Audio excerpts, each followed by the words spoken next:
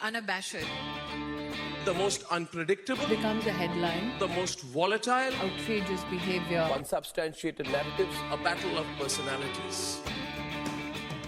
Welcome to Grand Tamasha, a co-production of the Carnegie Endowment for International Peace and the Hindustan Times. I'm your host, Milan Vaishnav. Toward a Free Economy, Swatantra and Opposition Politics in Democratic India is a new book on the Swatantra Party, a leading opposition party that emerged after Indian independence to contest the single-party dominance of the Congress Party. The party's leaders imagined a conservative alternative to the left-of-center Congress, one that embraced libertarian principles and promoted the idea of a free economy. The book holds many lessons for how we understand democracy, neoliberalism, and India's own economic evolution today. The book's author is the historian Aditya Balasubramaniam, a senior lecturer in economic history at the Australian National University. To talk more about the book and the history of conservative economic thought in India, Aditya joins me today in the studio in Washington. Aditya, congrats on the book. Oh, well, Milan, thank you so much for having me. It's really a privilege to be here, and if I might say, it's grand to be a part of the Tamasha. Very well. You were going to make this Grand Tamasha grand. Let me just start at a very, very basic level, because there will be listeners who would have heard of the Swatantra Party. There may be some like me who have read about it in some history books, seen the Indian election data, how many votes they've gotten. But before we kind of get into the real meat of the book, just tell us a little bit about, what this party was and why you felt that we needed this kind of standalone book on its history. Yeah, absolutely. So I think the best place to start is with the sort of broad overview of the sort of basic facts, or at a glance. Swatantra, or the Freedom Party, was founded in 1959 by prominent breakaway members of the Indian National Congress like C. Rajgopalachari, Minu Masani, and N.G. Ranga, in order to counteract the progressive aims of the Congress under Nehru, which they believed to be, which they believed to be going down a sort of unacceptable path to socialism. The leadership's understanding was that the electorate needed an opposition party that ideologically disavowed socialism to introduce balance in Indian democracy. So electorally, Swatantra reaches its apex in the 1967 elections, when it becomes the recognized opposition, clearing the 10% of seats in the assembly in Gujarat, Andhra Pradesh, and Rajasthan, and it wins 44 out of over 500 seats in the Lok Sabha, which at the time was more than any other opposition party. And this was a year in which Congress lost its majority in 7 of 16 states, which is a substantial change. However, the Swatantra Party's success is short-lived, with the split in 1969 of the Congress into the Indira Gandhi-led Congress R and the more conservative Congress O. Many of Swatantra's supporters decamped to the latter, and in the 1971 elections basically collapses. It remains a sort of shell of itself until it merges with other parties in 1974. So that's the electoral history of Swatantra.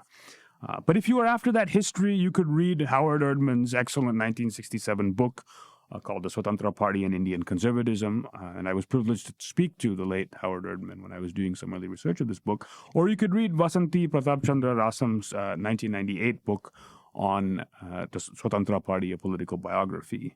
So in writing this book, my interest is not so much in Swatantra's history of its own as a party history, right? But it's been to try to understand how studying this party can help place economic liberalization in social historical context, how it can be used to revise or widen our understanding of Nehruvian India and the Cold War in the non-aligned world, and to pluralize our understanding of what democracy is, to try to upset some of the conflation that is often done with freedom, rights, equality, and to qualify some of our assumptions about neoliberalism.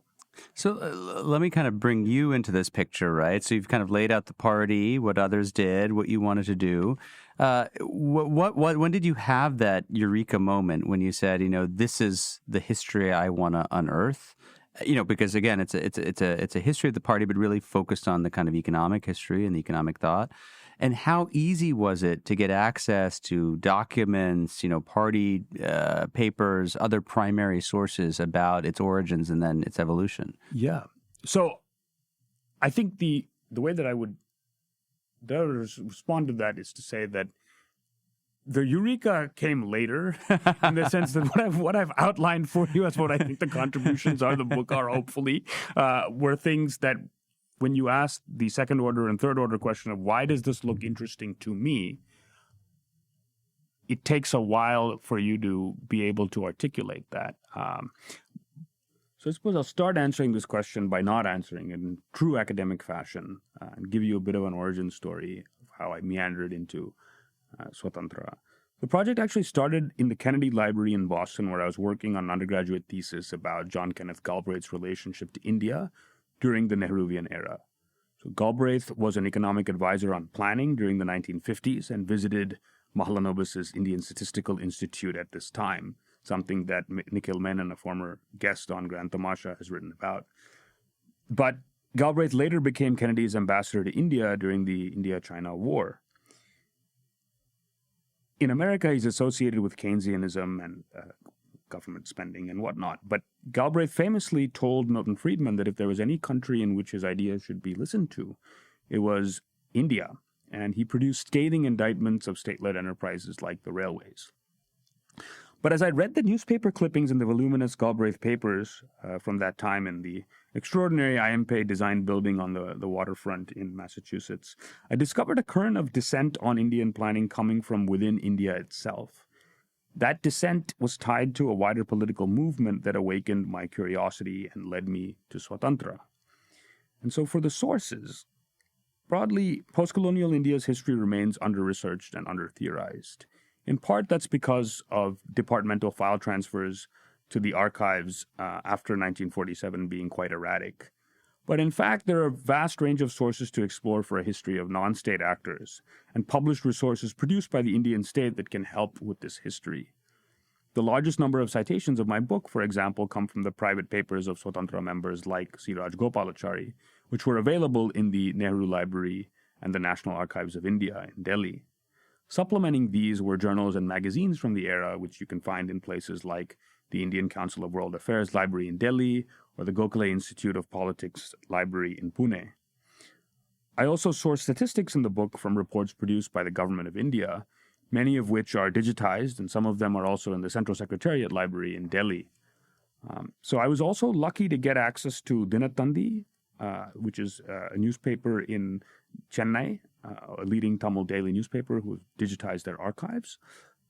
And I was able to work with the Swatantra Party's own papers in the Nehru Library, but these only became available when I was in the final stages of my project, and access to them didn't really change any of my findings. And then, of course, there were a number of fragments from various parts of the world. The Hopka papers in Germany, Sunny's Gramophone Recording Museum in Plasanal, Kerala, and so on. And what I think that this shows us, or hopefully can be taken away from this, is that there's actually quite a lot that we can do with the post-colonial history of South Asia. And so, for example, most recently in Abhishek Chaudhary's brilliant biography of Atal Bihari Vajpayee, we learned so much about Vajpayee, so much that is invaluable that I don't think will be necessarily bettered for a long time without even having access to Vajpayee's own papers himself. Aditya, I want to just, pick up on what you've just said. I mean, you mentioned these kind of multiple sources, different places, different states. Presumably these things were also in different languages, right? So how many different languages here were you looking across when you were doing this work? Yeah, absolutely. So I worked primarily with English, Hindi, and Tamil. And I also had materials that were translated for me from Gujarati. And I would say that that was probably the most challenging part of the work, because in my doctoral program, I didn't have language training. And I went to Sunday school and picked up Hindi on the fly in the DC area growing up. And I did do some reading, when I was working in India, of Indian newspapers and all of that. But yeah, it was hard and it was slow and laborious. And Tamil, I basically picked up on like a website. I speak Tamil at home, but I picked it up on a website, and basically by reading in the evenings and weekends and trying to piece things together, and then getting help from the parentals and such. So that was difficult. The Gujarati materials were translated, but I think that this is the best way to learn languages, because you have an incentive to do it, and there are real like tangible rewards to it because you're able to glimpse history from a new perspective. So that was the way in which I kind of went about approaching the linguistic challenge. So I want to ask you about somebody whose name has come up a couple of times, which is C. Rajagopalachari. He's one of the founders of the party, often called Rajaji. I want to ask you about his political evolution, right? Because I think many of our listeners would have heard of him. They maybe even would have read some of his writings. He was a leading figure in the nationalist movement who helped, I think, as you put it at one point in the book, he brought South India behind the Congress's Gandhian politics of the 20s and 30s. But then you go on to write that, look, as much as Gandhi may have influenced him in his thinking, Rajaji also deviated from Gandhi in some fundamental ways. Tell us a bit about those deviations. So for the deviations, I think it's best to think about them chronologically. So in 1922, after Gandhi calls off civil disobedience in the aftermath of the Chauri Chaura incident, Rajagopalachari is not particularly thrilled because he believes that Indians will have tendencies toward violence and that you need to continue to message nonviolence to people, even if there are incidents of violence. But things really go sour between the two of them when Rajagopalachari adopts the attitude that India should support the British effort in World War II and earn its freedom, and opposes the Quit India movement in 1942 and leaves the party. But there's also another kind of deviation, which is something that you see in the Tamil short stories that Rajagopalachari writes in the 1920s and 1930s, which is that he doesn't have the same negative attitude toward material accumulation in and of itself. His concern is more with excess. And I think that is one foundational point of difference, which you can see which will then kind of snowball into something much bigger in terms of his post-colonial positioning and the politics that he embraces in the 1950s and 1960s. So you have this nice line early in the book where you quote Rajaji on the question of kind of India's dominant party regime under the Congress. And he has this great line where he says, government by the majority without an effective opposition is like driving a donkey whose back you put the load in one bundle. Tell us a bit about what the opposition kind of looked like during the era of the Congress, and why was he so kind of agitated with this, their performance? I think it's best perhaps to go back to the classic work on India's party system. It was done by Rajni Kothari, the founder of sort of CSDS and Lokayan, and he theorizes the one-party dominant system of the Nehruvian era. Right? In this system, you have a party of consensus, the Congress, which is a sort of mighty umbrella organization comprising of a set of groups across the ideological spectrum, vying for influence to make its agenda. Outside, you have what he calls parties of pressure that seek to appeal to subgroups inside the dominant party and provide some kind of outside but not really serious electoral challenge, right? So Rajagopalachari's concern was that all the parties across the political spectrum are embracing some form or other of progressive program for economic transformation, including the Janasangh, by the way, at least rhetorically, right? And that the Congress under Nehru was so powerful that opposition basically posed no threat to party dominance. And in the context of the Cold War and in the sort of fragile health of democracies in post-colonial state, he's worried that this can lead to authoritarianism. And so, to be kind of Albert Hirschman about it, the idea was to strengthen voice and create a more credible threat of exit. Now, of course, in reality, Rajagopalachari exaggerated the radical tenor of Nehruvian policy and doesn't acknowledge the powerful hold of the Congress right over the party, right, which is something that someone like Francine Frankel details in a painstaking fashion. But that's politics. I want to just ask you a bit about the economic plank, right? Because that's really what the book is about. Yeah. You note that during this era of Congress dominance and the era of Nehruvian planning, the kind of everyday lives of ordinary people became inextricably entangled with the sort of personnel and Byzantine processes of the state, as sort of planning grew deeper and deeper and more entrenched and state-led development took off.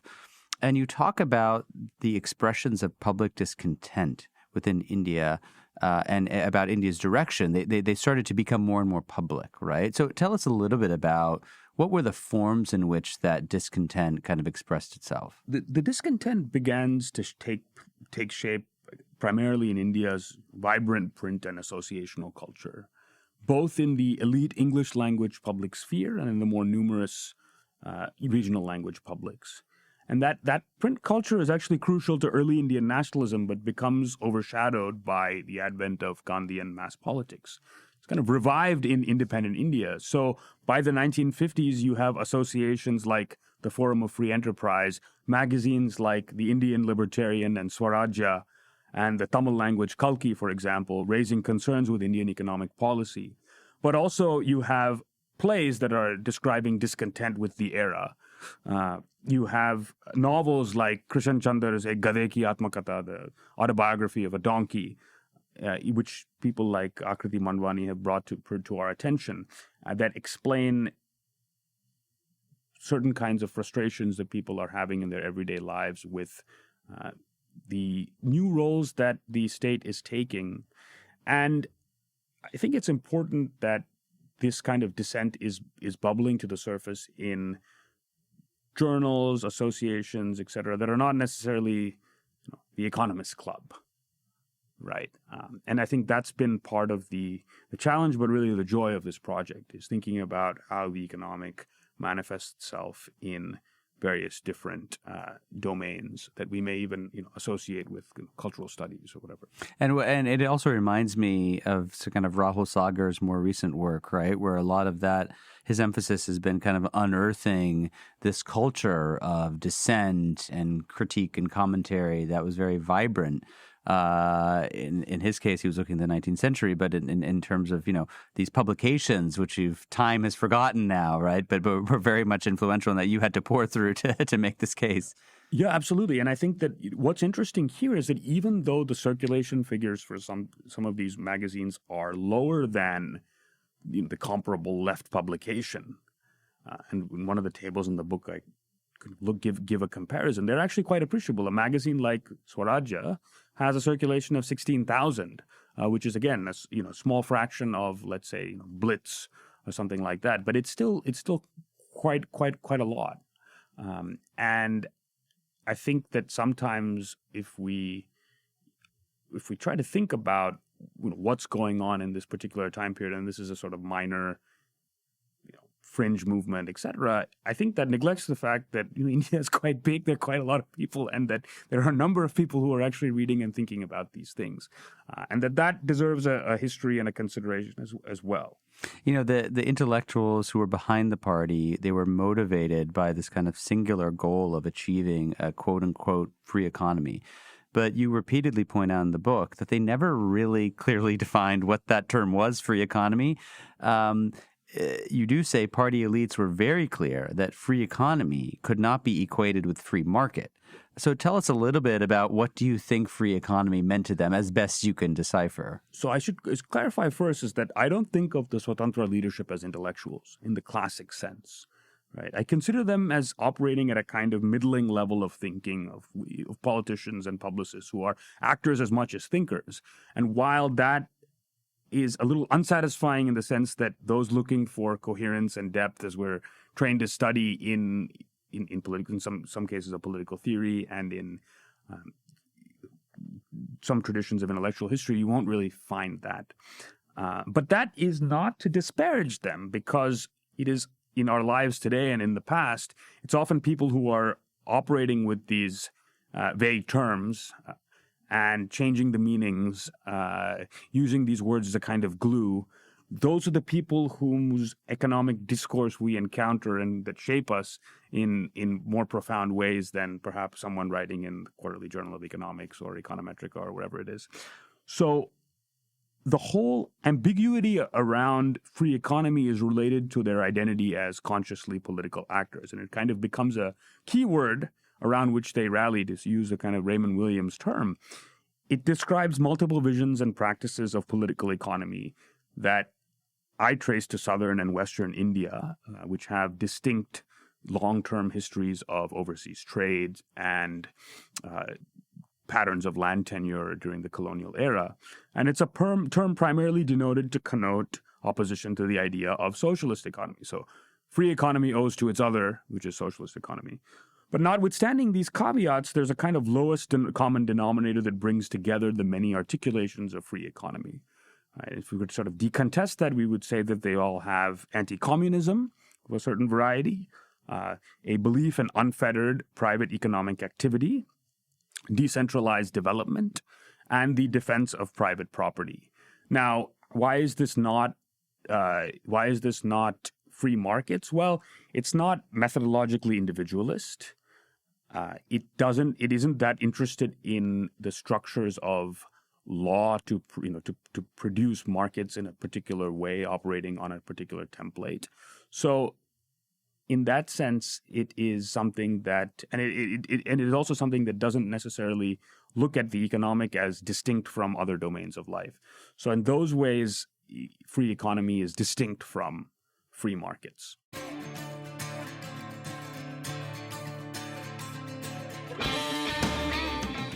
Hey, Grant the Masha listeners. Thanks for listening to the podcast. Putting this show together each week is a labor of love, but it takes a lot of work to put out a great show every week.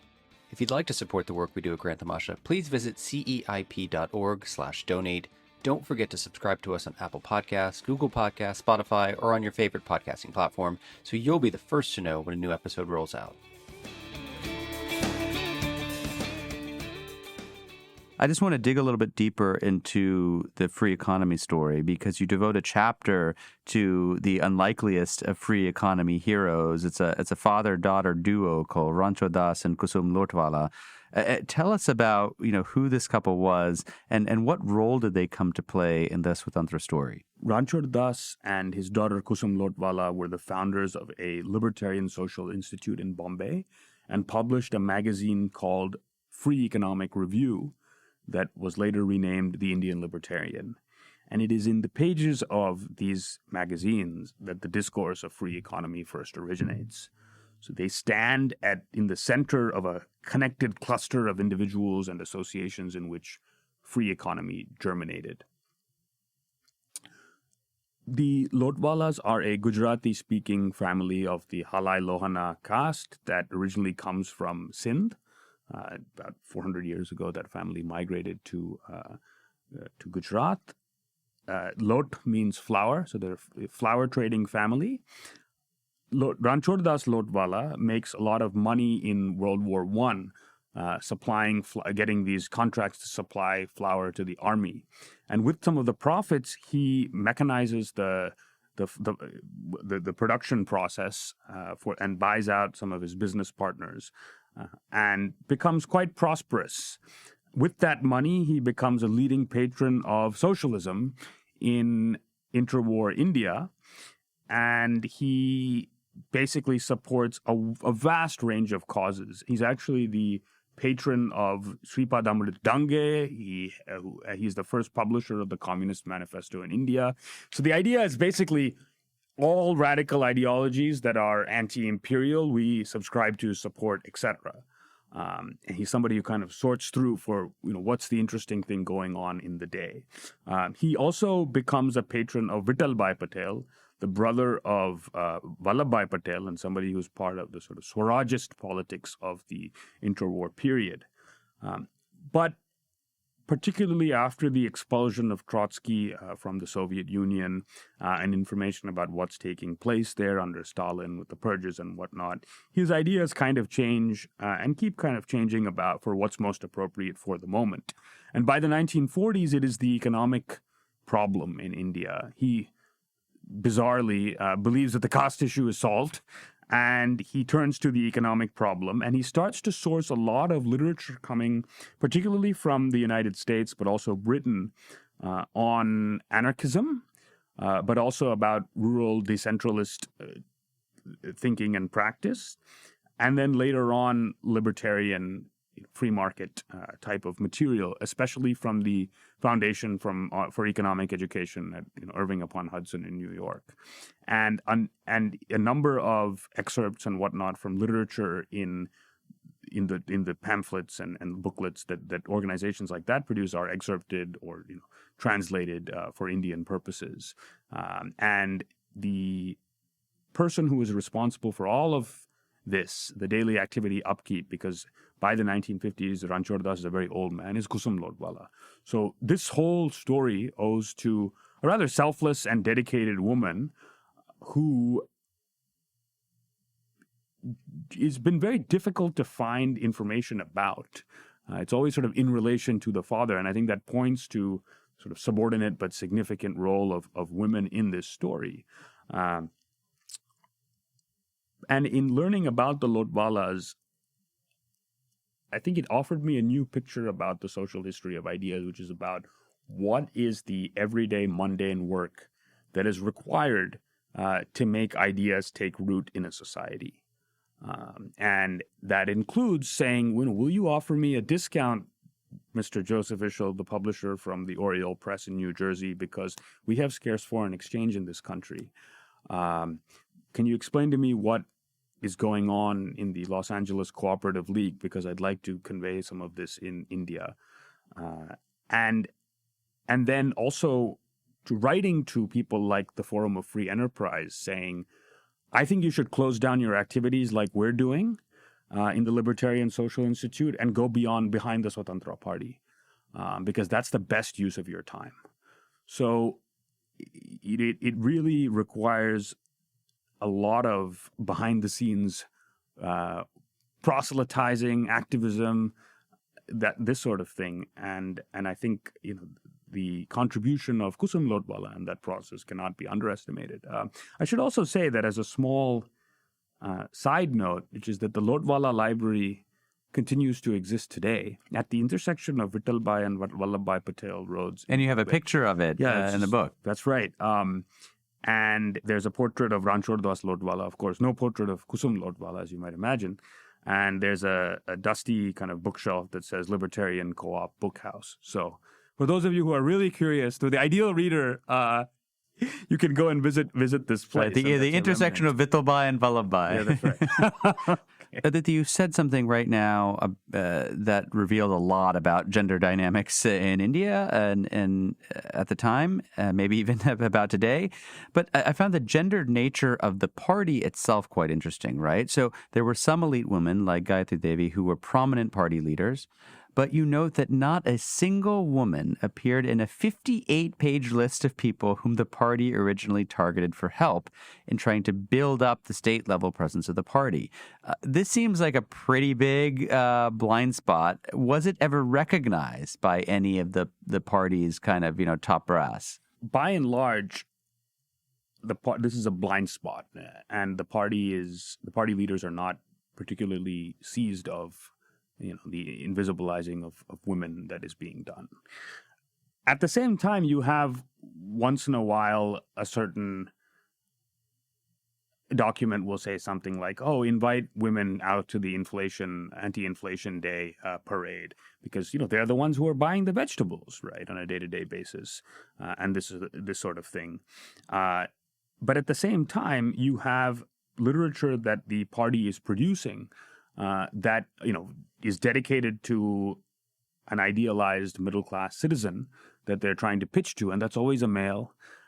You have someone like Gayatri Devi, who is a woman and wins the most one-sided election in the history of democracy. But kind of tragically in her memoir, she says, this was a real victory for my husband because of the political capital that he had developed. And of course, it's not really a victory for progressive democracy, because it says, when she goes around asking people to vote for them, he's like, yes, aren't we your subjects? Of course we'll vote for you. So it's ambiguous in that respect. The other point relates to in the 1950s, when the party when the people who would later join the party are responding to the Hindu Succession Act, and the inheritance laws change such that women can inherit from the father, although half of what men can inherit. This is seen to be something that sort of disturbing the fabric of the family. So this is a blind spot that exists. It is once in a while recognized. Women are seen to be a part of society, but very much subordinate. And that's something that I believe we shouldn't necessarily think of as particularly unique for the era, but I would say that Swatantra is perhaps a little more patriarchal in that respect than the Congress, which does have vibrant, a present, or at least a selective but important presence of key female leaders. Well, so this comes to a larger issue, Aditya, and those of us who don't know a lot about the party have often thought of it in our minds as a party of elites, right? Former princes, elites, kind of people who had this kind of right of center libertarian ideology. In the middle section of the book, you profile three influential leaders of the party, and they come from very different regions, right? So you have NG Ranga, you have Baikaka Patel, you have Minu Masani. Although they come from very different places, they all enjoyed a relatively privileged upbringing. They all had similar grievances about the overreach of the state. They were supporters of the liberal economic order, I guess. But do they also personify the limitations of the party, right? Namely that at the end of the day, its leaders were kind of elites and they were not exactly the Aam Aadmi on the street, right? I mean, is that a fair statement?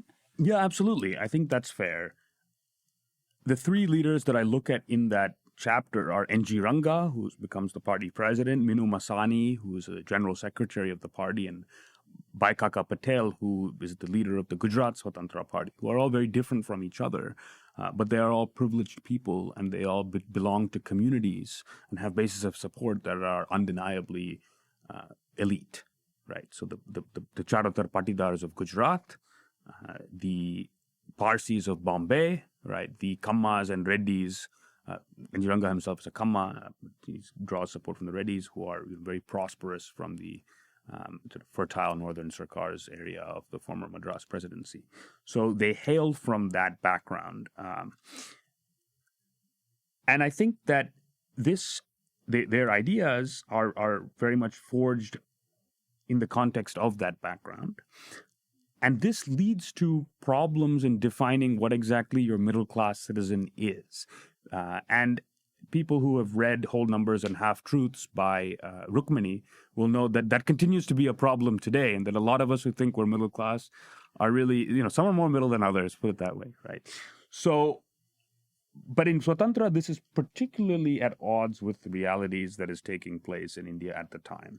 So you have the profiling of this middle-class citizen, which Swatantra tries to construct for itself and represent, which could be everything from a peasant proprietor to a salaried employee to on a family budget to a artisan to a shopkeeper. So it really runs the gamut. And in a manner of speaking, this is strategic in that it allows them to say, look, you want to put land ceilings on formerly Rayatwari areas like you did in the past with the Zamindari areas.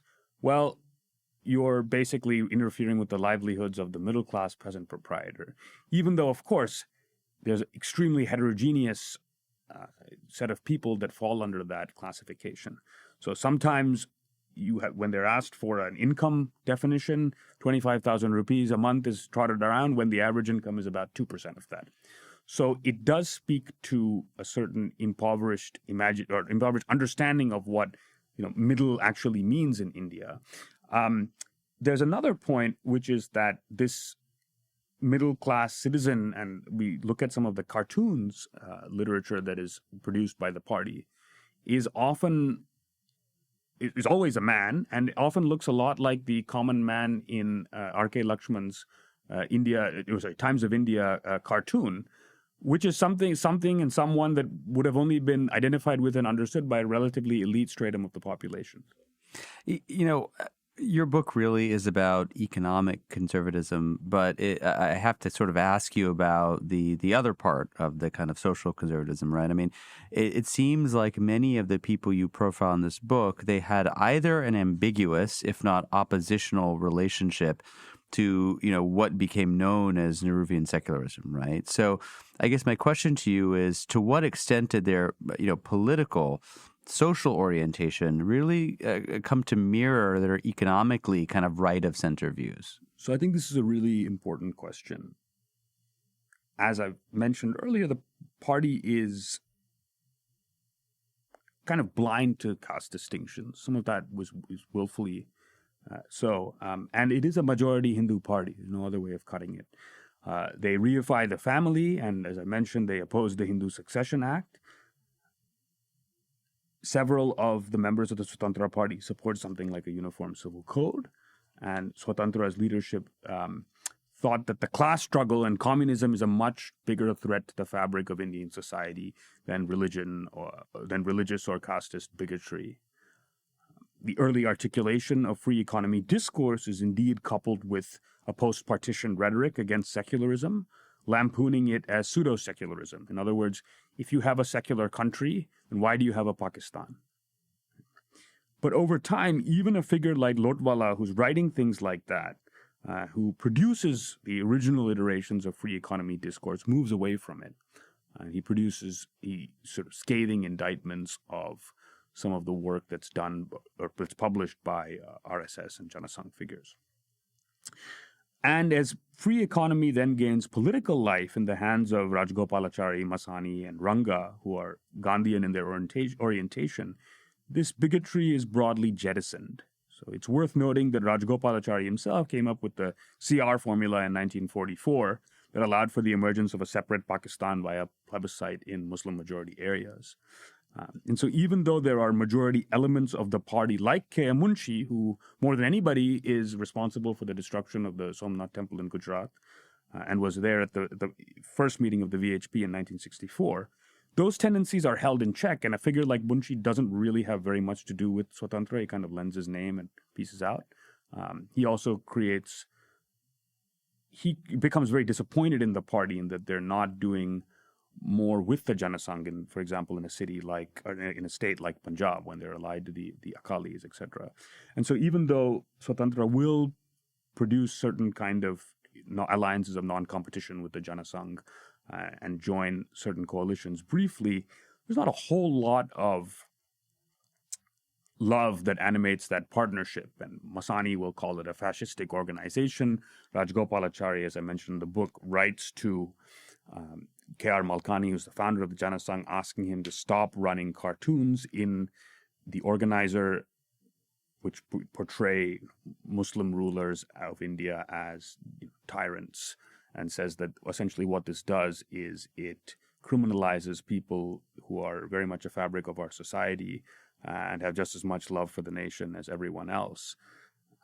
So I think it's important to understand and recognize that they are operating from one kind of political and social conservatism, but there is a kind of unity and diversity and a set of principles that Gandhi was very much for and dedicated his life to, ultimately made the ultimate sacrifice for, that they also embrace. So, Aditya, I want to sort of bring this conversation to a close by asking you a little bit about why we're talking about this today in the year 2023, right? I mean, you say that Swatantra quickly declined after it exhibited a rather poor electoral showing in the 1971 general elections. It virtually disappeared after Rajaji's death. As you sit here many decades on and think about the meaning of the party, how do you characterize and think about its legacy? So I've written most recently about this in your co-sponsors' pages. It's a very good plug. The co-sponsors will be very happy with me. So I would say there are three things broadly that I believe resonate from Swatantra's history and the history of free economy and opposition politics for today. The first is Swatantra's project of what I call opposition politics, right?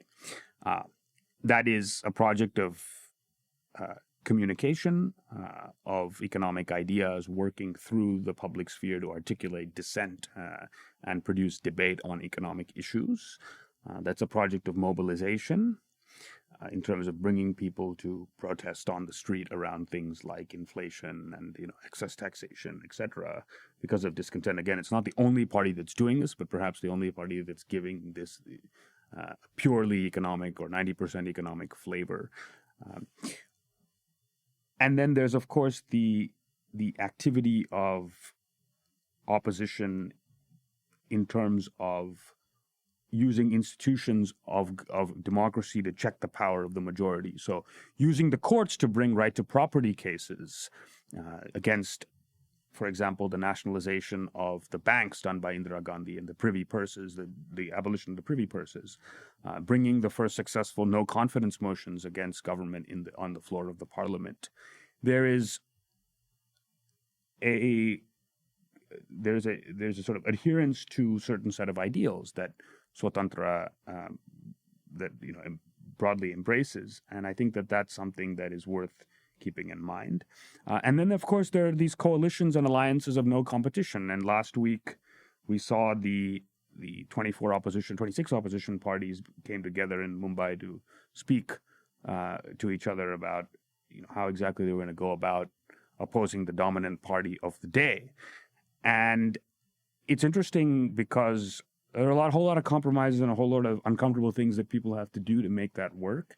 And I think the Swatantra Party's 1967 coalition that they form which is led by the DMK in Tamil Nadu is one that would have made a lot of people do a double take, given that the sort of sworn enemy of Rajgopalachari in the 40s and 50s are the Dravidian nationalists, and that he comes together to give the conservative, part of the electorate confidence to vote in a DMK-led coalition endorsing Annadurai. And Swatantra plays a very small numerical role in that opposition movement to bring down the Congress in 1967, which it's never really recovered from. In fact, he says, when asked what is the role of Swatantra on the coalition, he tells Dinatandi that Tertal Korambil Swatantra Uppu, which means that in the stew that is the election, Swatantra is the salt. It gives it taste, but it's dissolved. And so I think that in light of those discussions, it's worth turning back and thinking through what Swatantra was able to do and what it wasn't able to do. I think there's another aspect of Swatantra's history that resonates with us today, and that is its interest in the decentralization of policy. What we've seen since 2014 it has been the more consistent centralization of economic policy and questions about federalism that folks like Louis Tillin and Yamini Iyer have worked on. And so the idea of a decentralist platform is something that, and decentralist projects of political economy is something that is worth thinking about in the context of a federal polity. And the third thing is this whole notion of the license Raj, which growing up in DC in the 1990s and 2000s was seen as basically the residue of the Nehruvian era. And that license Raj is essentially that which produced, which prevented Washington consensus type policy from coming to India. But in reality, this term, which is coined by Rajgopalachari, license Raj, is a broader critique of vested interests in Indian democracy. And the license Raj is actually a coalition of Congress party elites, bureaucrats who distribute the licenses and permits for business, right? And business people big business people who disproportionately get a hold of those resources, foreign exchange permits, the ability to transact in the mixed economy. And the idea is the big business, the dominant party top brass, and the elite bureaucrats are hollowing out the positive content of democracy. And so I think in today's times of crony capitalism, electoral bonds, all of that, this obviously very different, a coinage for in a very different political scenario still has some kind of resonance for today in terms of thinking about what the democracy is and what it should aspire to. My guest on the show this week is Aditya Balasubramaniam. He's a senior lecturer in economic history at the Australian National University. He's also the author of a brand new book, Toward a Free Economy, Swatantra and Opposition Politics in Democratic India. No less than the Nobel laureate Amartya Sen called it a brilliant history of economic ideas in independent India. It provides a new view of the origins of conservatism in Indian politics, libertarian rather than authoritarian, and committed to free markets rather than to Hindu nationalism. Aditya, thank you so much for coming on, and congrats once more on the book. It's been an absolute privilege. Thank you. Grant Tamasha is a co-production of the Carnegie Endowment for International Peace and the Hindustan Times. This podcast is an HT Smartcast original and is available on htsmartcast.com. You can also find us on Apple Podcasts, Google, Spotify, or wherever you get your podcasts. Don't forget to rate and review. It helps others find the show more easily. For more information about the show and to find the writing we mentioned on this week's episode, visit our website, granthamasha.com. Tim Martin is our audio engineer, and Mira Verghese is our executive producer. Thanks for listening, and see you next week.